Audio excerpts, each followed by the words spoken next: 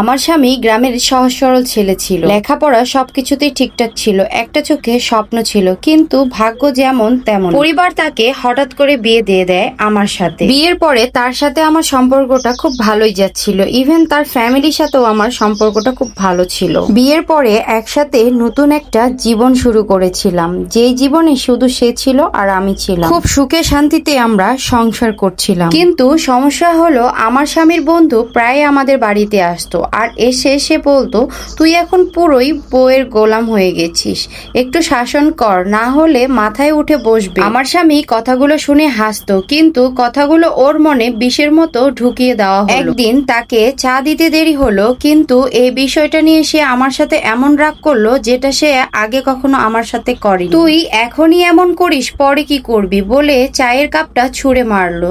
আমি কাঁদতে লাগলাম, মুখে একটাও কথা নেই। আমি ভেবেছিলাম মানুষটা হয়তো বা ভালো হয়ে যাবে, ঠিক হয়ে যাবে, সবকিছু আগের মতো। দিন দিন অবস্থা আরো খারাপ হতে লাগলো। সামান্য কথায় সে আমার উপর রেগে যেত, আর তার বন্ধুরা এটাতে অনেক মজা পেত। একদিন ঝগড়ার মধ্যে সে আমাকে ধাক্কা দিয়ে দিল, দরজার কোণে গিয়ে আমার মাথাটা ফেটে গেল।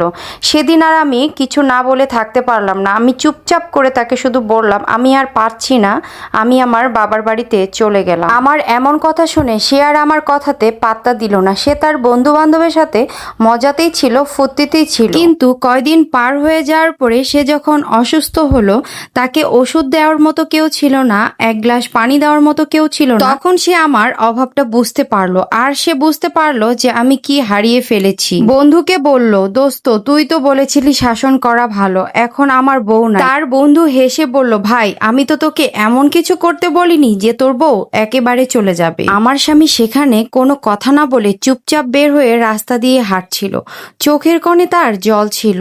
বাড়ি ফিরে সে আমার একটা পুরনো ওড়না নিয়ে বসেছিল বারান্দার এক কোণে। এরপর সে আমাকে ফোন দিল। আমি চুপচাপ ছিলাম। সে আমাকে বলছিল, আমি জানি আমি ভুল করেছি, আমি তোকে হারিয়ে বুঝেছি তুই আমার জীবনের সব থেকে দামি মানুষ ছিলি। আমি শুধু তাকে একটা কথাই বললাম, ভালোবাসা যেখানে ভয় পায় সেখানে কি আর ফিরে যাওয়া যায়?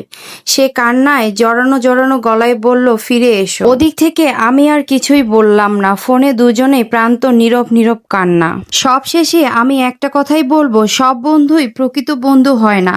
সুখের সংসারে নিজেকে গড়ে নিতে হয়, অন্যের কথায় ভেঙে ফেললে একদিন শুধু আফসোস থাকে। একটুখানি ভালোবাসা, একটুখানি বোঝাপড়া, এতেই গড়ে ওঠে একটা জীবন।